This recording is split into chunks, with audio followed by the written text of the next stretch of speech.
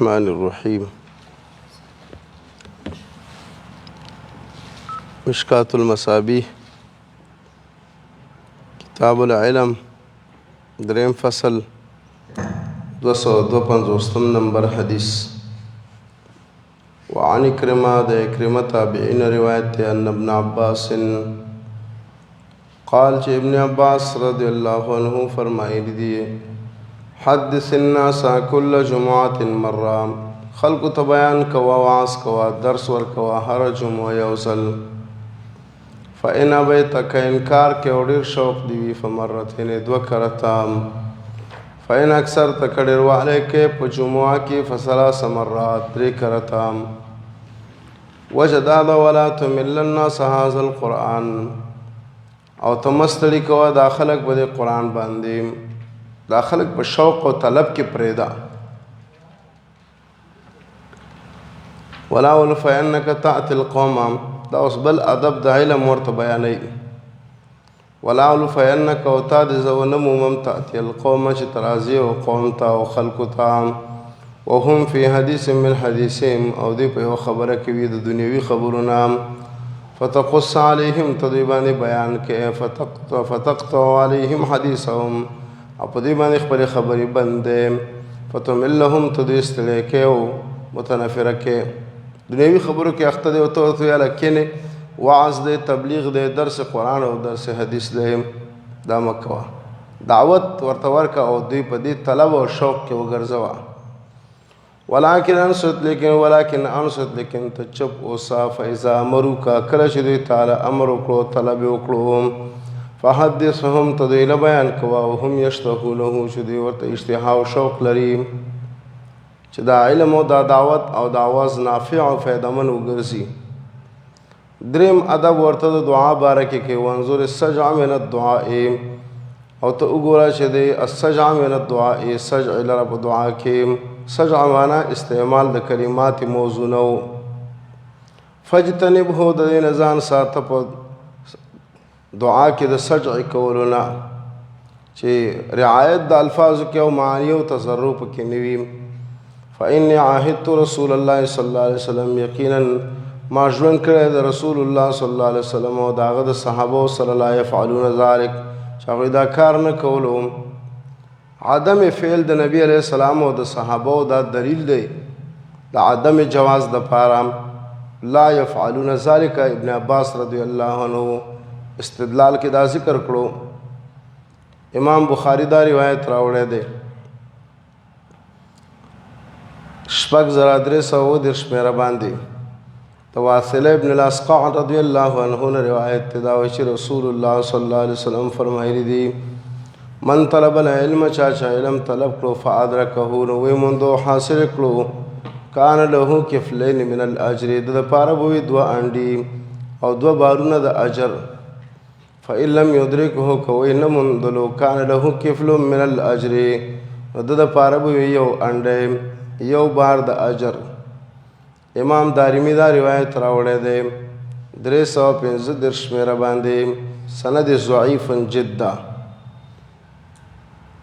سند کې یزید ابن ربیعه د امام بخاری سے فرمائی له مناکیر د پاره منکر روایات تھی امام نسائی وغیرہ وی متروک وعن ابی هريرة رضی اللہ تعالی عنہ ابو هريرة رضی اللہ عنہ نے روایت دا ویش رسول اللہ صلی اللہ علیہ وسلم فرمائی دی ان مما يلحق المؤمن یقینا اغا دا اغا سنه چې مومن پس رسیږي من عمله دا عمل ددنا وحسناته او د نیکیو ددنا بعد موته پس د مرګ ددنا هغه دا و امور دي چې انسان پسې د مرګ نه وروسته د دې اجر او ثواب رسیږي مخکې حدیث ذکر شو د ابو هريره رضی الله عنه اذا مات الانسان انقطع عمله الا من ثلاثه صدقه جاريه او علم ينتفع به او ولد صالح يدعو له دې حدیث کې رغدا زیات تفصیل دی اول دا غنا علما علمه ونشره هغه علم دی چې دا حاصل کړی دی او بیرته نشر کړی دی دویم ولدن صالحا ترکه چې نیک اولاد ځان پسې پرېښی دی دریم او مصحفا ورثه او مصحف او قرآن کریم هغه په میراث کې پرېښی دی یا جماعت جوړ کړی دی پنځم او بیتا لابن السبیل بناه یا یو کور مسافرو دپاره جوړ کړی دی شپږم او نهر نجراه او یا یو نهر اولی جاری کړی ده اوم او صدقه اخرجها من ماله ایه صدقه وستری ده د خپل مال نه په صحته و حیاته چې دی جوړ دی او د په ژوند کې نو تلحقه من بعد موته د دې اجر او ثواب او دا حسنات او اعمال د پسې رسیږي پس د مرګ د دنه ابن ماجه دا روایت راوړی دی 242 شمیره باندې سند حسن دی امام بهقی شعب الایمان کې دا روایت راوړی دی او دا د صدقات جاریه نمونیم دي انواع دي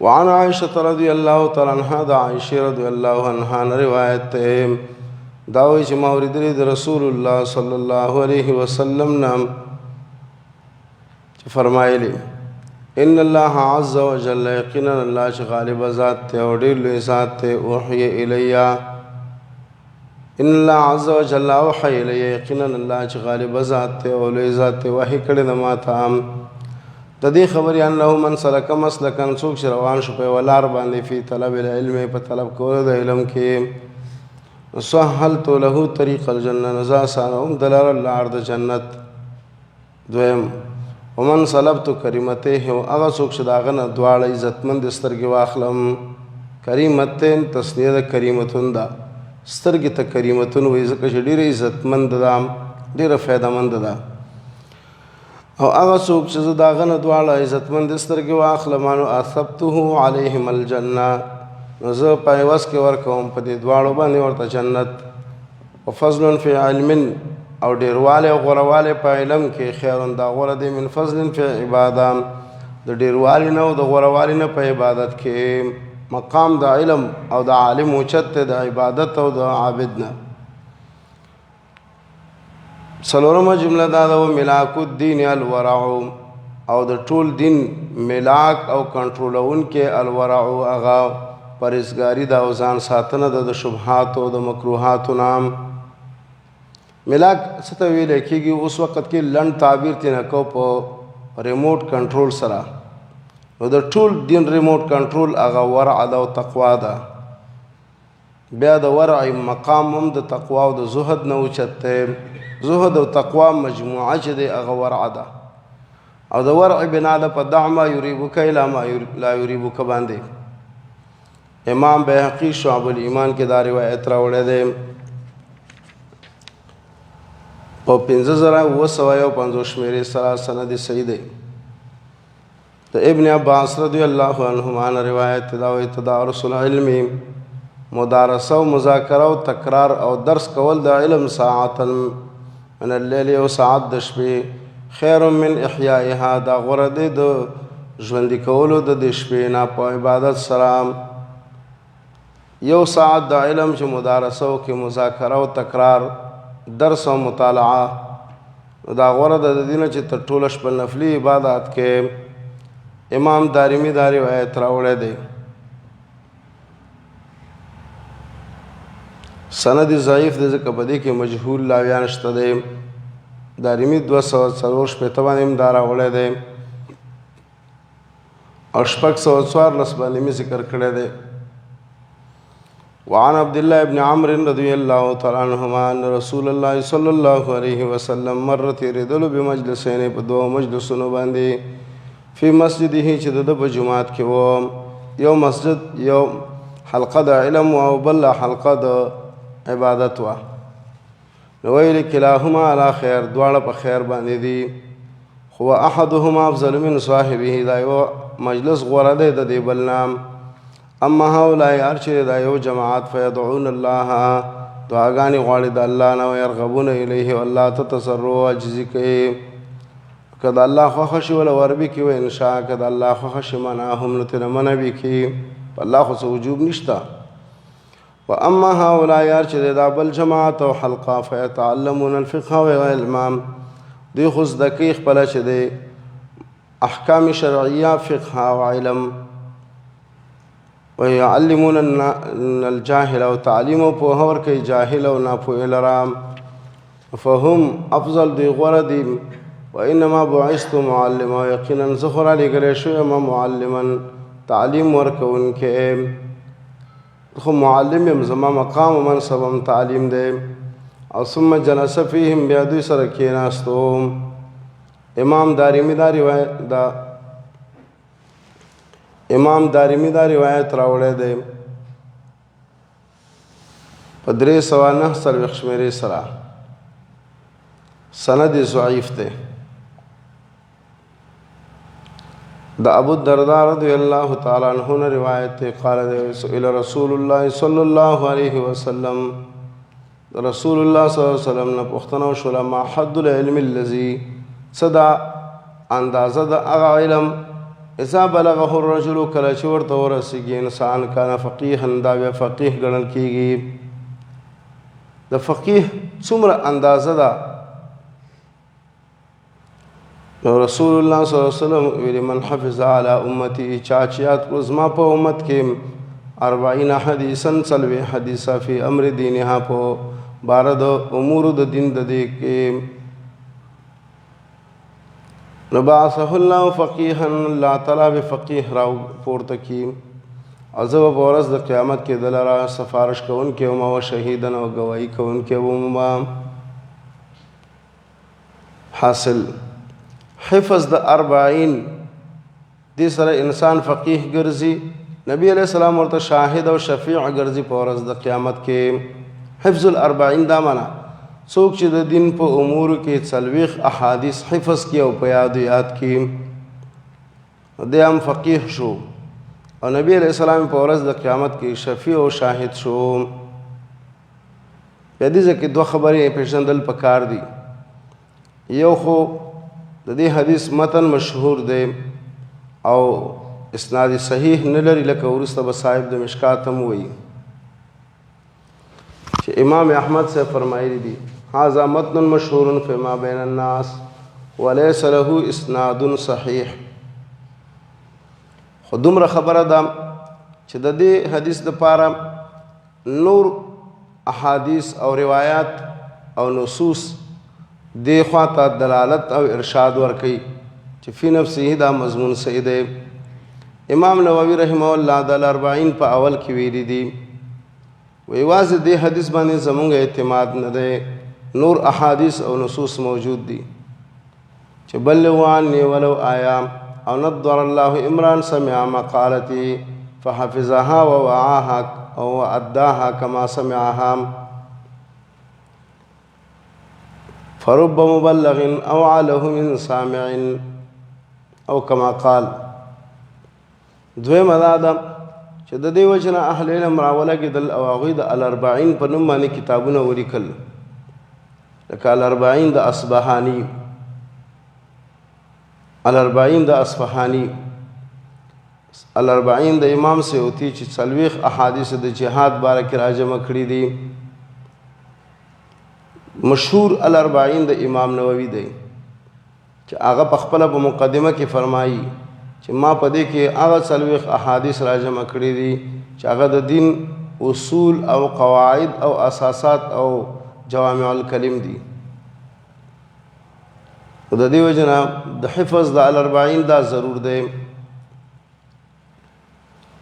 وعن انس بن مالك رضي الله تعالى عنه قال قال رسول الله صلى الله عليه وسلم هل تدرون تاسو پوهیږئ من اجود وجودا څوک ډیر زیات سخاوت والا دی مونږ ویل چې الله او رسول خو پوهیږي ویل الله تعالی اجود وجود الله تعالی ډیر زیات جود او سخاوت والا دی بخل د الله صفت نشي کېدای ځکه دا صفت د زم دی جود چې دا د سخاوت نم اعلی مرتبه ده د الله صفت ده او بیا ډیر زیات جود او سخاوت والے ما په انسانانو کې خدای الله جود جدا او د بندگانو جدا واجودهم من بعدي رجل او زمانه ورست زیات سخاوت والا غسړی د عالم علما چې علم حاصل کړو فنشره نو د نشر کړو خور کړو یاتی یوم القیامت امیرا وحده او قال امه واحده د پورز د قیامت کی راضی مستقل امیر یا مستقل امت بوي ابراهیم علیہ السلام بارک موئی ان ابراهیم کان امتا قانتا. نو کله چې ته لوی کارونه کې د علم او د دعوت اگر که په ظاهر کې یو وي نو ته به یو امت وي. امام بحقیم دا روایت راوړی دی شعب الایمان کې.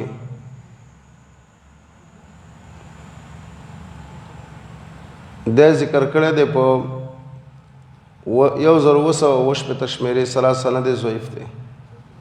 وعنه د انس بن مالک رضی الله عنه نه روایت دی چې نبی علیہ السلام فرمایلی دي من همان لا یشبعان، دو وږي دي چې نه مړیږي، یو د علم وږی دی چې نه مړیږي، یو د دنیا او د مال دولت وږی دی چې هېڅکله به موړ نه کړي. منهومن فی العلم، یو وږی دی په علم کې لا یشبع منه، نه مړیږي د دې نام. او بل چې دی منهومن فی الدنیا، وږی دی په دنیا کې لا یشبع منها، نه مړیږي د دې نام. لیکن د علم طلب او جمع کول دا غوره دی د مال د جمع کولو نام. علی رضی الله عنه نه خو د دې باره کې بیا تقریبا 12 وجوه نقل دي. دا روایت امام بحقی راوړی د شعب الایمان کې 10209 شمیره باندې سند صحیح دی. بحقی دا درواړه روایت راوړی دی په شعب الایمان کې.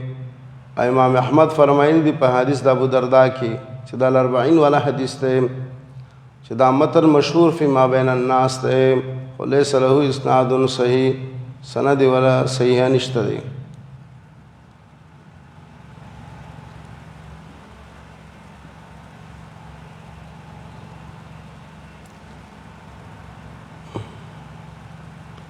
بیا د دې په سند باندې دلته شیخ البانی رحمه الله تعلیق د مشکات کې بیا لږ تفصیل لیکلی دی.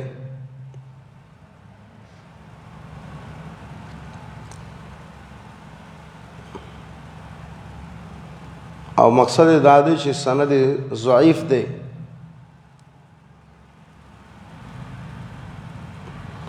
او په خپله فرمایي چې بل هو ضعیف باتفاق الحفاظ كما نقله النووي في خطبة الأربعين، فلا تختر بما في المرقات من محاولة التأويل كلام النووي والميل إلى رفع الحديث إلى درجة الحسن.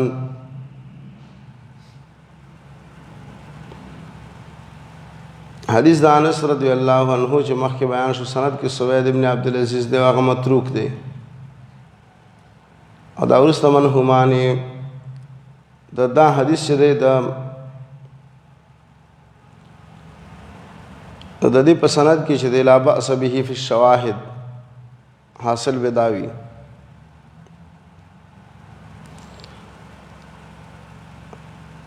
حدیث هم وی زما د پاره صحیح دی ځکه چې د دې بعضې شواهد شته دی. وعن عون دا عون تابعین روایت ته عون ابن عبدالله ابن ارطبان دا وی چې ابن مسعود رضی الله عنه فرمایلی دی دلته موقوف شو منهمان دو وږي دي لا یشبعان چې نه مړیږي، یو د علم والا دی او بل دنیا والا دی، خو ولا یستویان دواړه سره برابر نه دي. علم والا چې دی فیزداد رضا للرحمن، دا زیاتې رضا او خوشحالي د مهربان ذات. و اما صاحب الدنیا چې دنیا والا فیتمادا فی الطغیان، دا اوږدیږي په سرکشۍ کې. ثم قرأ عبدالله بعبدالله ابن مسعود رضی الله عنه دا روایت ولستلو آیت ولستلو کلا ان الانسان لا یطغى ان رآه استغنى، سورۃ علق شپږم آیات. هیڅ کله داسې نه ده بلکې یقینا انسان خامخا سرکشي کې چې دی ځان کله مستغني او غني وګڼي. او د دې بل باره کې عون وایي چې ابن مسعود رضی الله عنه د دې بلې خبرې دپاره دلیل ویلې چې انما یخشى الله من عباده العلماء، یقینا یریږي د الله تعالی نه په بندگانو د کې علما. امام دارمی دا روایت راوړی دی په 302 شمیره باندې سند ضعیف.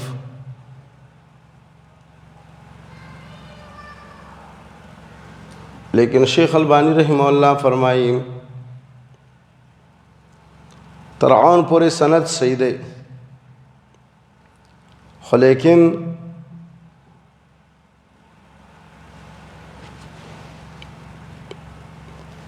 د عون ابن عبدالله ابن عتبہ ابن مسعود الحزلی داغه سما ثابت نه د ابن مسعود رضی الله عنه نام دا عون ابن عبدالله ابن عتبہ ابن مسعود الحزلی دی خو سما د ابن مسعود رضی الله عنه نه صحیح نه ده نو تر عون پورې خو سند صحیح دی خو پورته انقطاع پکې ده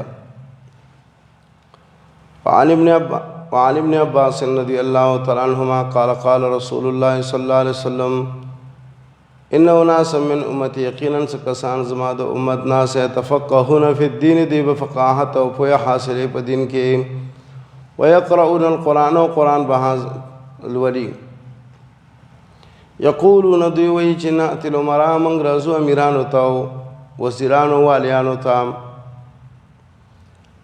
نو موږ د دنیا حاصله او دین د خپل کار کوي فنصيب من دنیاهم نو موږ حاصله او د دنیا د دوی ونعتزلهم بدیننا موږ د دین جدا کیږو په خپل دین سره د دین په کارونو کې ور سره اشتراک او ګډون نه کوو دین موږ په خپل ساتو نبی علیہ السلام اوس په دې رات کې ولا یکون ذالک او دا نشي کې د کمال او اشتنا من القطاع الا الشوق لکه چې نه راخستل کېږي من القطاع د اصغداري ونه نه الا الشوق مگر اصغدار ونه هغه چې په لاسو کې دا سراخ لې نو خامخاستا ورغو کې به اصغرازي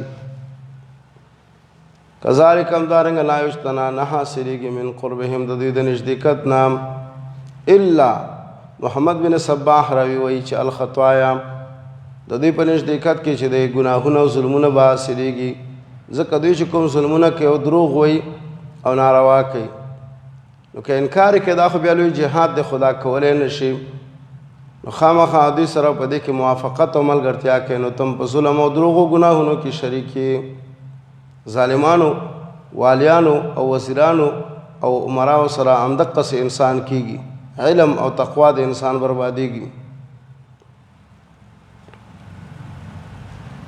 دا روایت ذکر کړه د ابن ماجه په 209 شمیره باندې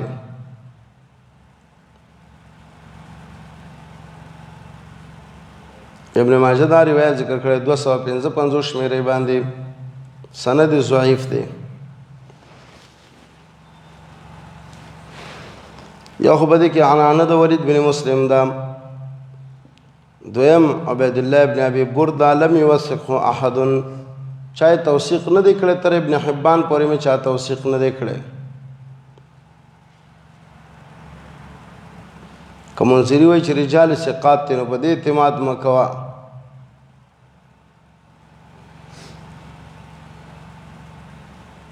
او بهقي په شعب الایمان کې دا وعن عبد الله بن مسعود رضی الله عنه دا عبد الله بن مسعود رضی الله عنه نے روایت قال دی لو ان اهل العلم کشت علم ولو صان العلم دا علم ساتلې و ووضعوه عند اهله او د استعمال کړي و لګولې و د خپل مستحق السلام لسعد به اهل زمانهم نو دی و سرداری او سیادت او مشرک کړي و د زمانه په خلق باندې ولكنهم بذلوه لاهل الدنيا لیکن دوی د علم خرج کو دنیا والو د پاره دا غوی په خدمت کې ولا ګولول ینالو به من دنیاهم د پاره چې دا غوی دنیا په حاصله کې فهان علیهم نو دوی سپک شو په دنیا والو باندې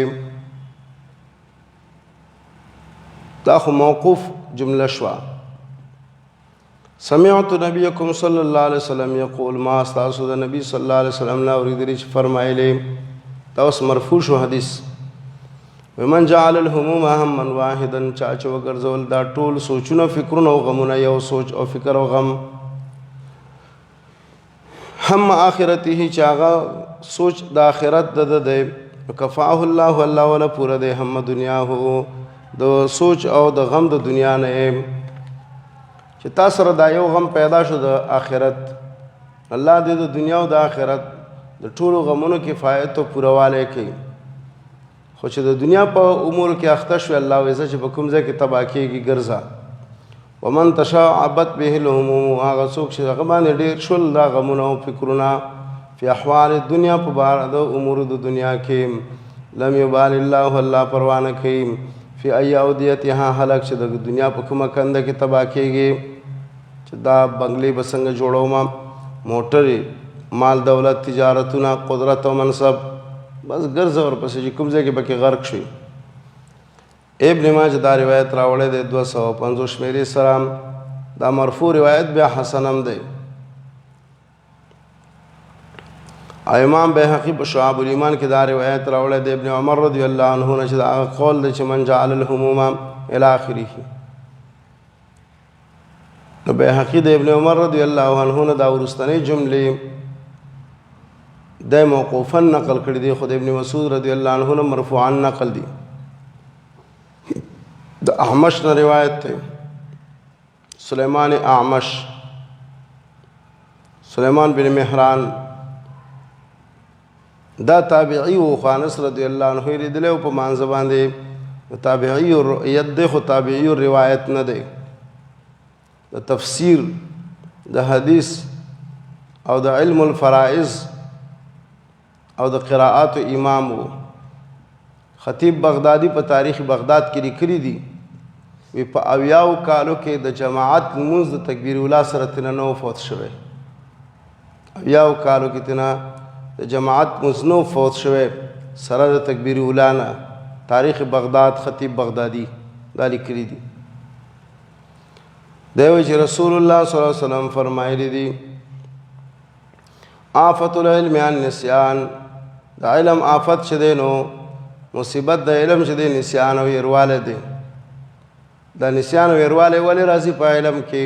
د دې لپاره 15 اسباب دي. یو دا نه ډیر خوب دی، دویم ډیر خوراک دی، دریم ډیری دنیوي خبرې دي، څلورم د خلکو سره اختلاط او مجلسونه دي. هلته مجلس دی او دلته گپ شپ دی او هلته گپ شپ دی. او پنځم د هغې څخه عدم المذاکره چې تکرار او مذاکره نه کوي. څومره چې تکرار او مذاکره کوي دا علم دومره علم قوي کېږي.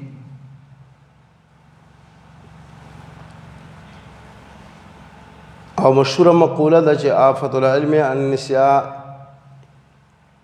ان لكل شيء آفة وآفة وللعلم آفات اولها التزویج واخرها النسیان. دا زمونږ یو استازو د صرف او د نحوي هغه به دا مقوله داسې ویلي ان لكل شيء آفة وللعلم آفات. الف کې به مد کولو حمزه کې او آفات دی الف کې به مد کولو او دا تنوین د تعظیم او تکثیر د پاره به ویلي. بیا به ویلي اولها التزویج اول واده او نکاح ده و آخرها النسیان او آخر چې دی نو دا بیا نسیان دی. و اذاعته د علم بربادول دا دی ان تحدث به غیر اهله چې ته نه اهلو ته بیانې. امام داروی دا روایت مرسل راوړی دی خو لیکن مرسل په معنا لغوي سره دی چې پای کې انقطاع وي. نو دلته داسې تعبیر پکار چې دا معضل دی ځکه چې د اعمش سما د یو صحابي هم نه ده ثابته. انس رضی الله عنه سره رؤیت ثابت ده خو روایت ثابت نه دی. سفیان نقل کوي چې عمر بن الخطاب رضی الله عنه ویلي کعب الاحبار ته چې دا تورات عالم من ارباب العلم د علم ارباب او خاوندان څوک دي؟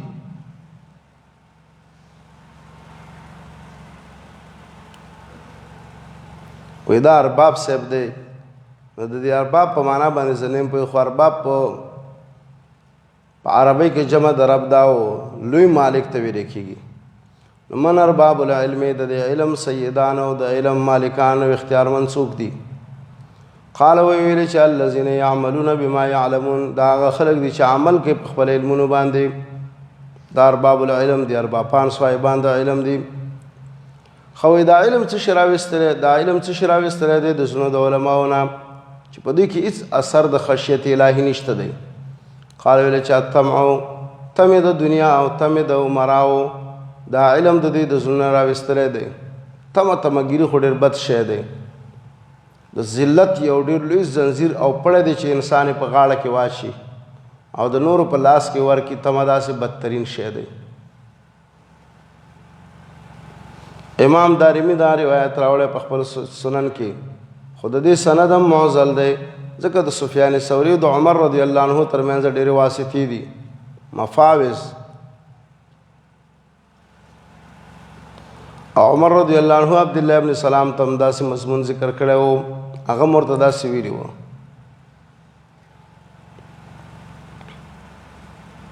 امام دارمی دا روایت راوړی دی 555 شمیرې سره، سند ضعیف، مضمون او معنا خو صحیح ده. احوص بن حکیم روایت کې د خپل پلار نام چې یو سړي د نبی علیه الصلاۃ والسلام نه پوښتنه وکړله د شر په باره کې. نبی علیه السلام ویلي چې لا تسألوني عن الشر، زمانه پوښتنه مه کوئ د شر په باره کې، وسألوني عن الخیر، او زمانه پوښتنه کوئ د خیر په باره کې. یقولها ثلاثا، درې کرته ویلي. ثم قال بیا ویلي الا ان شر الشر، یقینا ډېر بد د شرونو نه هغه شر دی شرار العلماء چې بدترین علما دي چې فتنې او شرونه په خلکو کې را پیدا کوي. وان خیر الخیر، یقینا غوره د خیر نه چې دی خيار العلماء، غوره علما دي چې په علم باندې عمل وي، علم نافع والوي. امام دارمی دا روایت راوړی دی 322 شمیرې سره، سند ضعیف. نو علما چې نیکان وي نو بیا د ټولو نه غوره خلک دي، او چې شر او فتنې والا وي نو بیا د ټولو نه شر او لوی فتنې او مصیبت والا دي.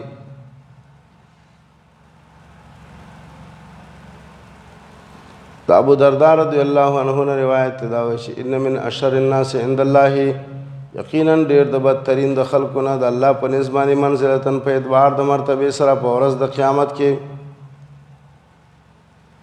عالمنا عالم لا ينتفع بعلمه، چې د خپل علم نه فایده نه اخلي. په ورځ د قیامت کې د الله په نسبت باندې بد مرتبه والا هغه څوک دی چې د خپل علم نه کوم خیر نه وي حاصل کړی. دا خو علم دی چې د باندې حجت او دلیل دی. امام دارمی دا روایت راوړی دی 222 شمیرې باندې، سند ضعیف جدا.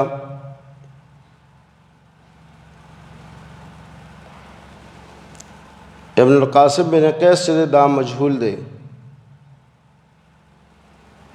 ابن عبدالبر په جامع بیان العلم کې د ابو هریره نه مرفوعا روایت راوړی دی، هغه سندم ضعیف جدا دی. د زیاد ابن حدیر نه روایت دا وایي چې ما ته عمر رضی الله عنه ویلي هل تعرف، وایي ته پوهېږي چې ما یهدم الاسلام، چې د اسلام څه شی نړۍ، د اسلام نړوونکي توپونه او ټانګونه پېژني؟ 3 شیونه. نو قال دی چې قلت ما ورته چې لا نه پېژنم. قال نو راته ویلي چې دا 3 شیونه دا دین نړۍ: ذلت العالم، خویدل او خطا کېدل د عالم، چې عالم په یو مسله کې خطا شي ساوه شي وخویږي، دا وروسته خلک بیا ورپسې روان وي نه دا نه ساوه کېږي او نه خطا کېږي. د هغه د الف نه تر یې پورې ټولې خبرې او مسلې کلکې رانیولې وي او د هغه په تقلید کې واقع شوي وي. حال دا چې هغه ته ذلت لګېدلی وي. دویم وجدال منافق بالکتاب، یا وجدال مباحثه د منافق د قرآن او سنت کې. دریم حکم الائمة المضلین، او فیصلې د هغه امامانو چې ګمراه کوونکي دي. د ائمه مضلینو فیصلې دا انسانان لره تباه کوي. امام دارمی په خپل سنن کې دا روایت راوړی دی.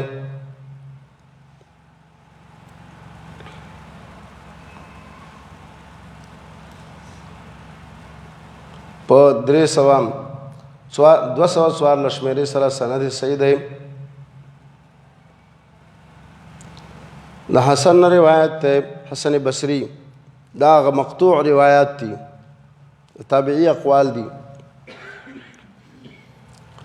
دا وایي چې العلم علمان، علم 2 قسمه دی، فعلم فی القلب، یو هغه علم دی چې هغه په زړه کې دی، فذاک العلم النافع، دا هغه فایده من علم دی. وعلم علی اللسان، او بل هغه علم دی چې د ژبې د پاسه دی، وینا شته او عمل نشته. دا خو حجت د الله عز وجل دی علی ابن آدم په انسان باندې. دا خو کمثل الحمار یحمل اسفارا، خره باندې کتابونه بار دي، تاوان او تکلیف یې وله شته، فایده یې نشته.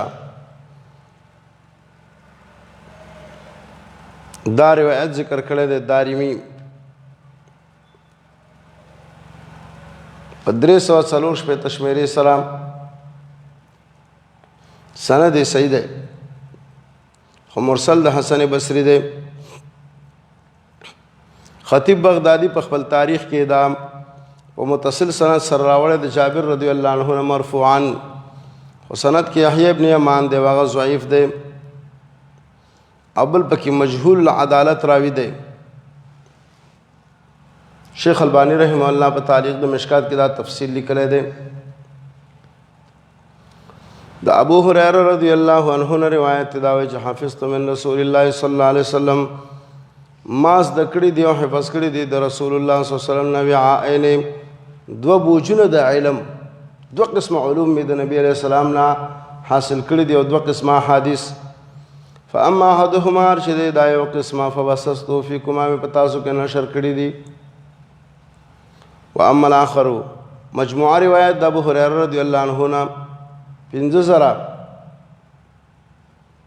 5,403 یا روایت نقل.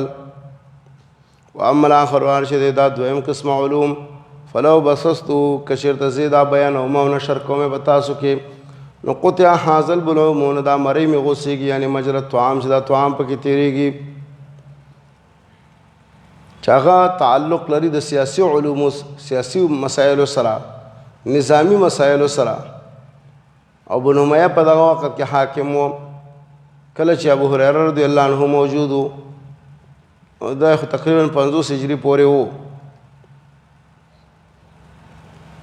کله کله به دغه بعضې احادیث په بعضې مجلسونو کې اشارتن هم ویلي، وی رسول الله صلی الله علیه وسلم فرمایلی دی اللهم انی اعوذ بک من امارة الصبیان او اللهم انی اعوذ بک من رأس الستین.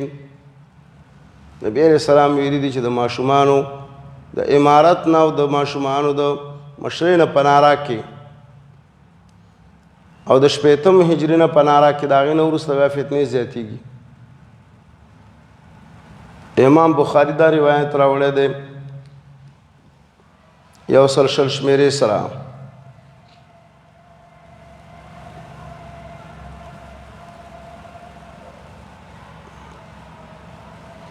کتاب الفتن کې هم راوړی دی.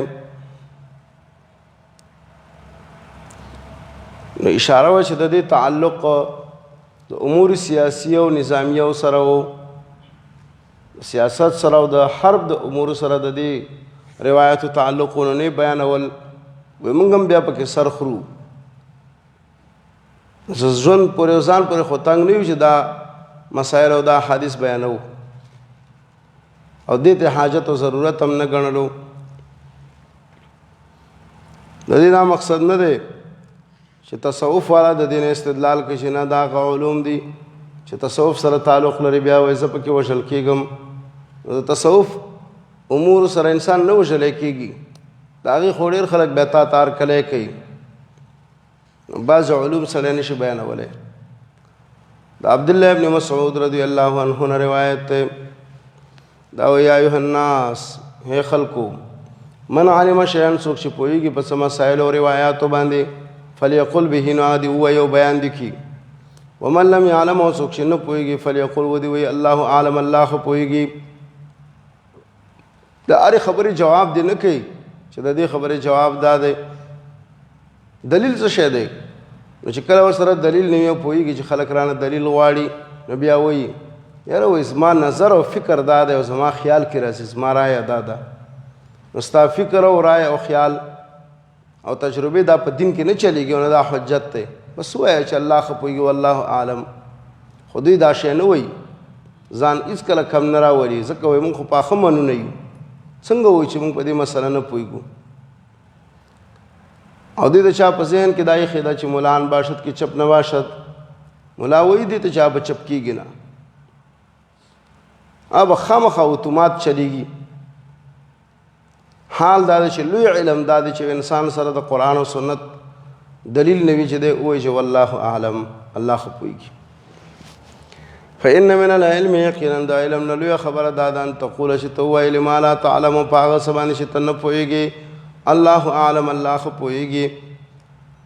قال الله تعالی لنبیه الله خپل نبي ته فرمایلی دي چې قل د خلکو ته وایه ما اسألکم علیه من اجر زه نه غواړم تاسو نه په دې علم او په دې دعوت او تبلیغ باندې من اجر څه عوض او مزدوري خو ما انا من المتکلفین او زه نه یم د ځان نه جوړونکی. متکلفین یو معنی دا ده چې د ځان نه معجزات راوړم، دویم متکلفین چې د ځان نه مسایل او فتوی ورکوم، دریم متکلفین چې په ژوند کې تکلفات کوم، او یو قسمه تکلف دا دی چې تا سره د یو مسلې جواب نه وي په والله اعلم باندې اکتفا نه کوې او بس ځان نه جوابونه ورکوې. متفق علیه. امام بخاری دا روایت راوړی 4994 شمیرې سلام. امام مسلم ذکر کړی دی 2298 شمیرې سلام. وعن ابن سیرین د ابن سیرین تابعین روایت ہے، جلیل القدر تابعی محمد بن سیرین قال دی وی ان هذا العلم دین یقینا دا علم دین دی. علم د قرآن او د سنت خود دین دی. نو دې دپاره اوس سند په کار دی چې څوک پکې دروغ ونه وایي. فانظروا تاسو وګورئ او تحقیق وکړئ عمن تاخذون دینکم چې تاسو د چا نه دین اخلئ. آیا د اهل سنت نه او د متبعینو د سنت نه اخلئ او که نه د مبتدعینو نه اخلئ. دا علم خود دین دی. نو دین به ته د چا نه اخلي؟ د حق والو نه به اخلي که باطل والو نه به اخلي؟ نو اهل سنت نه به اخلي، روایت به د دوی نه کوې، علم به د دوی نه زده کوې. د اهل بدعت نه او د مبتدعینو نه او د مشرکینو نه او د باطل پرستو فاسقانو فاجرانو نه به علم او دین نه اخلي. بیا الله ته پکې خیر او برکت نږدي، هدایت پې درته الله نه نصیب کوي.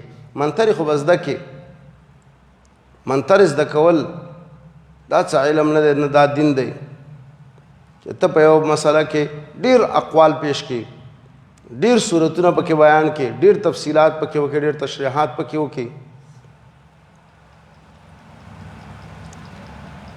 یو طالب العلم ما ته یو ځلې ویلي چې زمونږ فلانکي عالم او شیخ دی، وی هغه د رفع الیدینو د حدیثو نه زر جوابونه کوي، دومره جوور او قوي عالم دی. انا لله و انا الیه راجعون. هغه ته خو مې فقط دومره ویلې چې یاره د دې زرو جوابونو نه ښه خبره دا ده او لنډه خبره دا ده چې وایي نه منم، دې کې ګټه ده. لنډه دی وایي چې بس نه منم، زرو جوابونو د څه حاجت؟ د دې زرو جوابونو مقصد هم دا دی چې منو مې نه او عمل هم پرې نه کوو. لنډه دی وایي چې نه منم، خبره به خلاصه شي.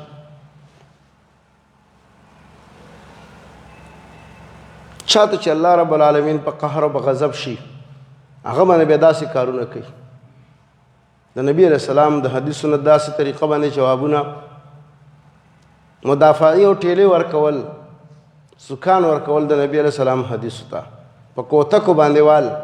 نه نه نه وایي دا مقصد نه دی، دا مطلب نه دی، هغه مطلب دی، دا دی او هغه دی. نو علم دا د قرآن او سنت والا او حق والا او نه واخلئ. علم او دین او قرآن او سنت د باطل پرستو نه او د مبتدعینو نه مه اخلئ. بیا دې کې الله ته هدایت او خیر او برکت نږدي.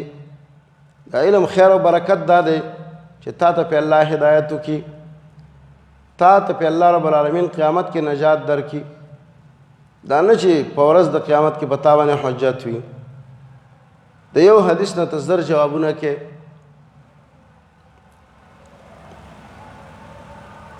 فانظروا عمن تاخذون دینکم. په دې باندې په قرآن او سنت کې ډېر دلایل دي چې علم به د حق والو نه اخلي، علم به د باطل والو نه اخلي. بیا درته پکې الله خیر او برکت او هدایت نږدي.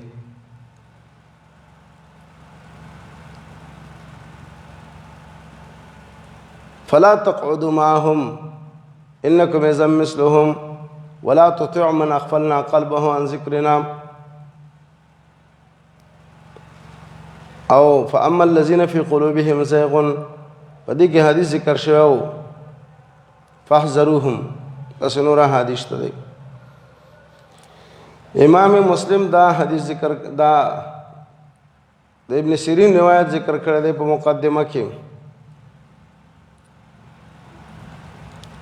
بعض اهل علمو د ابن سیرین عن ابي هريره مرفوعا روایت ذکر کړی دی. شیخ البانی رحمه الله فرمایي چې مرفوعا روایت په دې ځای کې لا یصح هغه ثابت نه دی. ابن سیرین قول دی خو حدیث مرفوع نه دی. وعن حذیفه رضی الله عنه روایت ہے قالوا یا معاشر القراء جماعت او ډلې د قراء او د علماء استقیموا سیده او برابر شپ قرآن او سنت باندې فقط سبقتم سبقا بعیدا یقینا تاسو مخکې شوي په مخکې کېدلو لرو سره ډېر مخکې راغلي یې وروسته نور خلک تاسو بس اقتدا کوي. وإن أخذتم يمينا وشمالا او کچیر د تاسو واخستلو خیر طرف او چپ طرف فسق و فجور و بدعات خیر طرف معنی فسق و فجور شمالا بدعات خواہشات تابعداری د دنیا لقد ضللتم ضلالا بعیدا یقینا تاسو گمراه شوئ په گمراهی لرې سره د حق نام. امام بخاری دا روایت ذکر کړی دی.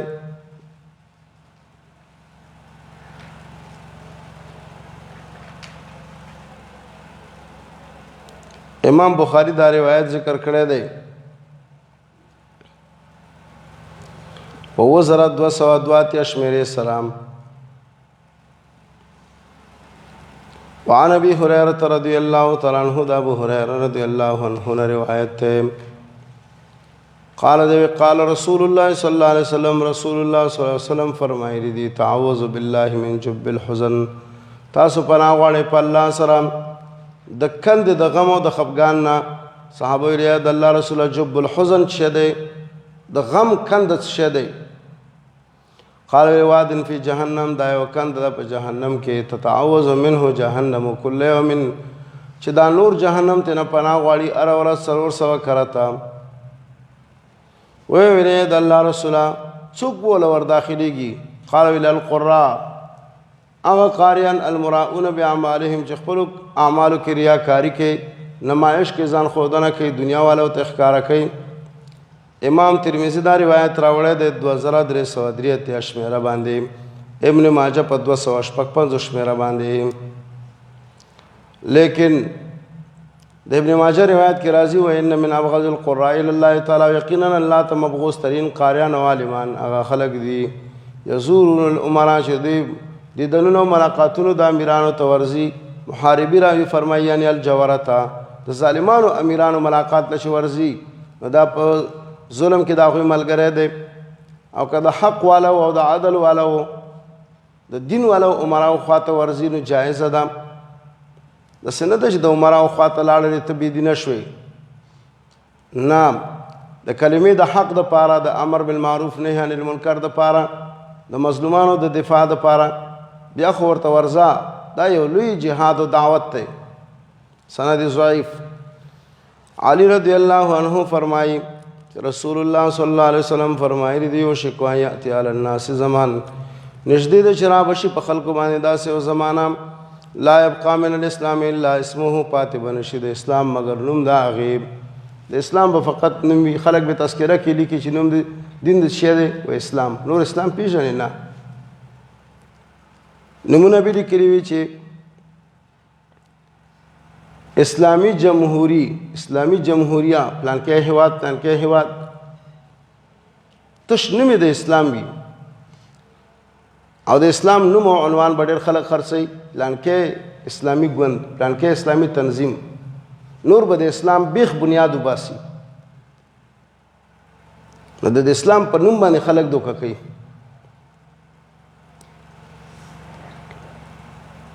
شل کاله مخکې چې امریکایان افغانستان ته راغلي وو نو بیا د افغانستان د دولت د پاره چې نوم ټاکلو نو خلیلزاد چې د امریکا نماینده و هغه ویلې چې بس دې ته نوم ږدو د افغانستان جمهوریت. نو بعضې ملاسبانو ورته ویلې چې نه دې سره لږ اسلامي ټکي ولیکئ. هغه ورته ویلي چې امریکا چې دا دلته دومره روپۍ لګوي د اسلام آبادولو دپاره راغلې ده چې تاسو اوس په موږ باندې اسلامي لفظ لیکئ. د امریکا سفیر او نماینده و دلته، دوی ورته ویلي وي خبره خو صحیح ده، داسې رښتیا اسلام موږ هم نه غواړو نه رښتیا مسلمانان یو، خو د افغانستان ولس او د هیواد خلک او ملت چې دا مسلمانان دي، په اسلام باندې مین دي، په اسلام قرباني ورکوي. نو که د اسلام ټکی ونه لیکو بیا موږ پسې داسې راپورته کېږي او قیام کې را باندې او د جهاد اعلان را باندې کې لکه ترکي و حفیظ الامین او کارمل پسې او نجیب پسې راجګ شوله. نو دا د اسلام ټکی پکې ور ولیکئ د دې دپاره چې د افغانستان ملت او د مسلمانانو ته موږ وایو چې اسلامي دی. هغه ورته ویل زه د امریکایانو سره مشوره کوم، د هغوی نه اجازت اخلم. هغو ته چې دا خبره وکړله هغوی ورته ویل چې بس صحیح ده که نه ولیکې پکې د اسلام نوم چې د افغانستان مسلمانان پې دوکه کوو. دا ورته د غټو غټو ملا صاحبانو دا مشوره ورکړې وه. نو د اسلام نوم نه خلک دغسې ګټې پورته کوي. نو را به شي په خلکو باندې داسې زمانه نبي علیه السلام وایي چې لا یبقى من الاسلام الا اسمه، پاتې به نه شي د اسلام نه مګر نوم د اسلام. ولا يبقى من القرآن الا رسمه، او پاتې به نه شي د قرآن نه مګر رسم و رواج د هغې. د قرآن رسم و رواج به پاتې شي.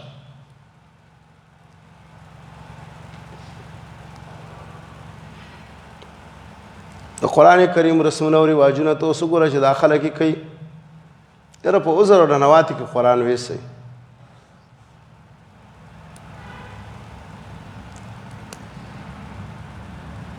د قرآن حفظ یې وکړلو عمل شته نه نشته.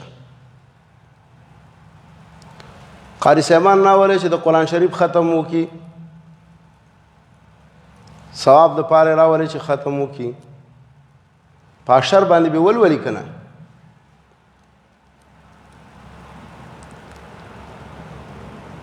د قرآن کریم هغه رسمونه او رواجونه دا خلک کوي، عمل تدبر او هدایت ترې نه اخلي. ولا يبقى من القرآن الا رسمه. نو څوک یې مروجه ختمونه کوي او څوک یې شان نزولونه وایي او هغه بعضې فقط پکې ربطونه او خلاصې وایي. د دې صورت د مخکې صورت سره لس ربطه دي، دی خلاصه ده. نور قرآن او سنت په صحیح طریقه باندې نه مني.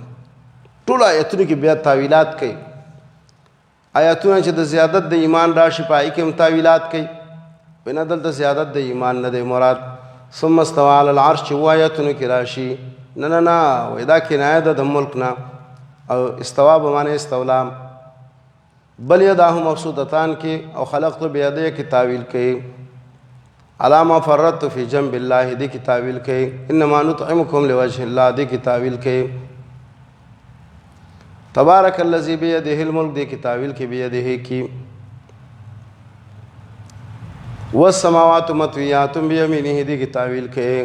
لتصنع علی عین دی کی تاویل کوي. تجری باعیننا دی کی تاویل کوي. الرحمن علی العرش استوى کی تاویل کوي. وجاء ربک دی کی تاویل کی. حتی یاتی اللہ الا یاتیہم اللہ فی ظلل من الغمام دی کی تاویل کی. یوم یکشف عن ساق دی کی تاویل کی. یو آیات خو نه دی، بشمار آیاتونو کی تاویلات کی. د قرآن هغه رسم او هغه رواج چې دوی کې مروج دی هغه تر سره کوي. یاره د دې صورت د مخکې صورت سره دومره ربطونه دي، دی خلاصه ده. یو مولانا صاحب نوم یې ته نه اخلم، درس د قرآن کریم ورته ډېر پاتې شوی و. وجه دا وه چې په دې درس کې ټول درس کې کنځلې او بدره د اهل حدیثو پسې ویلې. نو ټول وخت د طالبانو په دې کې تباه کړو. یوه ورځ ورته پاتې وه ختم قرآن ته، او د درس پاتې و د تقریبا د صورت سبا او فاطر نه. نو دا به اوس څنګه خلاصوي؟ خو بس په دې ځای باندې ودروه. ختم کول خو څه فرض نه دي. نو ویې ویلې چې لفظ به نه وایو، نور به معنا وایو. سر یې پې ښکته کړو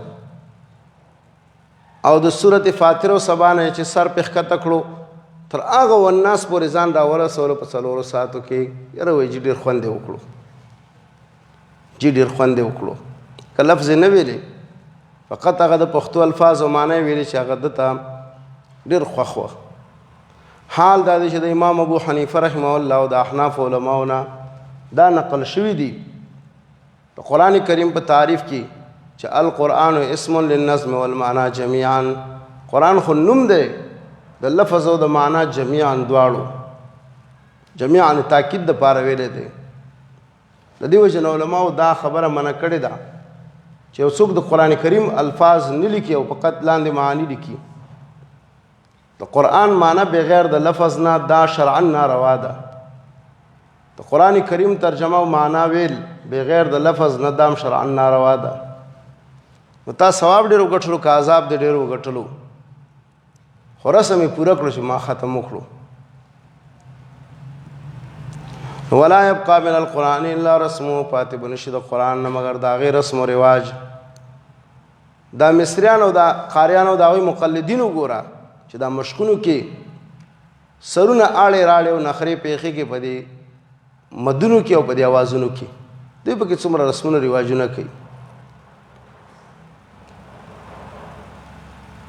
ولا يبقى من القرآن الا رسمه. ډېر مظلوم کتاب هغه قرآن کریم دی چې دا خلک ورسره ډېر ظلم زیاتی کوي.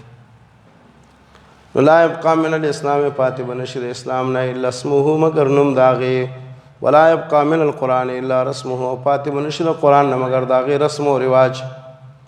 مساجدهم عامرة، جماعتونه به آباد وي او تعمیر شده به وي په ډېر زیب او زینت سره.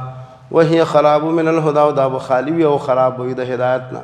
د قرآن او د سنت هدایت به پکې نه وي، سنت اعمال به پکې نه پرېږدي، یاره وایي دې باندې پابندي ده. علماؤهم شر من تحت ادیم السماء، علما به بدترین خلق وي د اسمان د تختې د لاندې. د دې نه به فتنې راوځي. وفیهم تعود، او په دې کې به دا فتنې بېرته ورتاویږي او ورګرځي او په همدې به مسلط کېږي. بهقي شعب الایمان کې دا روایت راوړی دی 1908 شمیرې سره، سند ضعیف. د زیاد ابن لبید نه روایت دی ذکر النبي صلی الله علیه وسلم شیئا، النبي علیه الصلاة والسلام یو سره آیات کړو. فقال ویلي ذاک عند اوان ذهاب العلم، دا به وي په وخت د تللو د ختمېدلو د علم کې. ما ورته یې د الله رسول کیف یذهب العلم، علم به څنګه زموږ نه فنا شي او لاړ شي. او موږ قرآن کریم لولو ونقرئه ابناءنا، او موږ یې زامنو ته لولو.